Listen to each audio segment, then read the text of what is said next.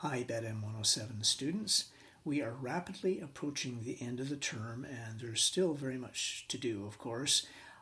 Two outstanding matters. There is the quiz on contracts, which will take place on November the 18th, this coming Friday, and then you hand in your memo assignment on risk management on November the 22nd.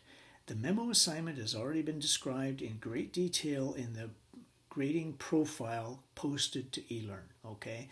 And I've also sent out a short video with respect to that because some students wanted to get a jump start on it. Okay, but with respect to the quiz, what this does is it provides you with an opportunity to increase your grades. So if you have failed the midterm, don't panic. You can catch up ground.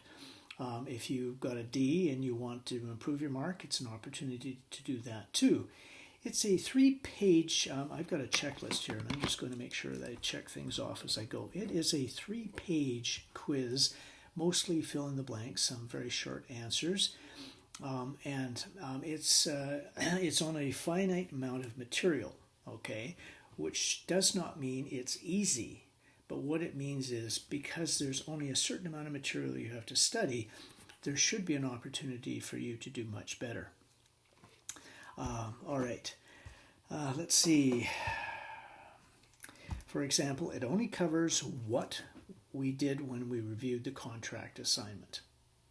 Okay, so that means FOB, Canada Interest Act, Force Majeure Clause, MedArb, signature lines, identification of parties.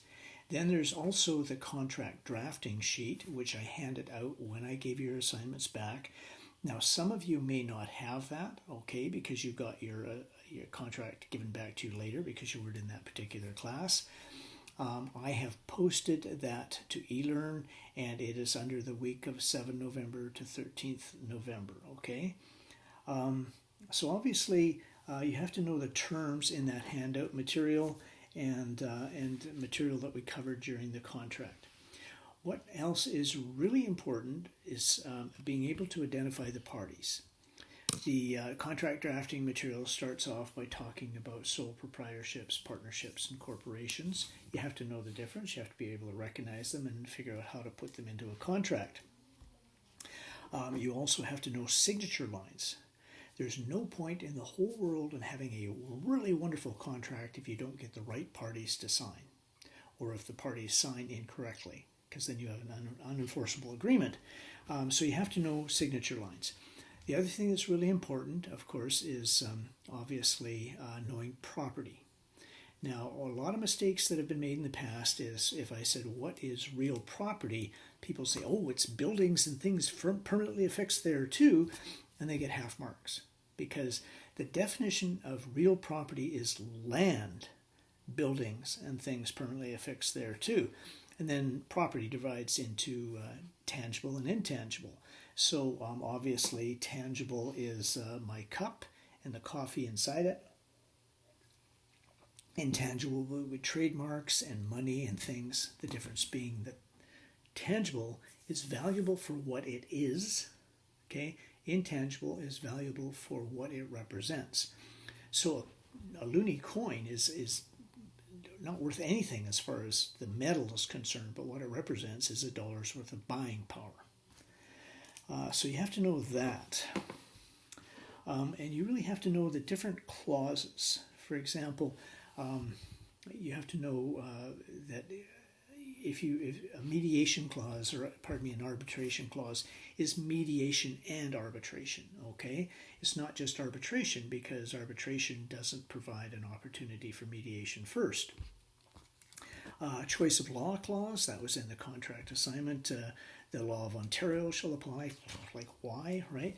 So the choice of law clause dictates to the parties what law is going to apply in a contract.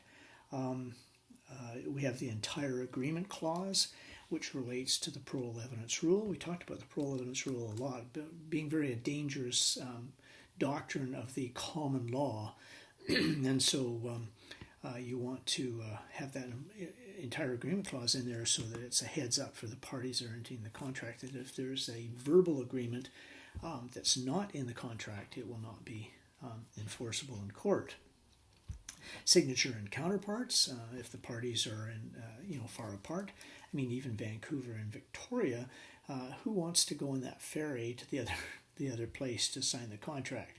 So 2 contracts get sent to each of the parties, and I would sign 2, and then I would send 1 to you, and you would sign 2 and send 1 to me, and then my 2 with 1 with my signature and 1 with yours makes the contract. Okay, and vice versa for you. So that's signature and counterparts, and then of course there's the force majeure clause. The force majeure clause is a civil law concept that the common law has been adopting because we didn't really like the outcome of the frustration of contracts doctrine that's common law. Okay, now that's everything that I've got listed. I'm just going to right now go through the contract drafting material and see. Boilerplate is a term you should know. Express terms, implied terms, parole evidence, conditions precedent. Why go through those? You just have to know them. It does show you how you do signature lines, though, in the drafting material, and you should know that for sure. All right, my mouse is dying. There we go. Poof, my mouse is really dying. Okay. Guarantees, signatures, you have to know about seals, of course, financing statements under the PPSA. You have to understand the different ways that you can try to hopefully collect your money. Although you have to remember that all those things that you can do to collect money does not guarantee you'll be paid. There are things that can happen, which, even a letter of credit, which sounds like it's a guarantee from a bank that you're going to be paid. What happens if the bank goes insolvent? Then the letter of credit becomes worthless because the bank doesn't have any money. Okay, now that is just about everything I wanted to say about the contract assignment.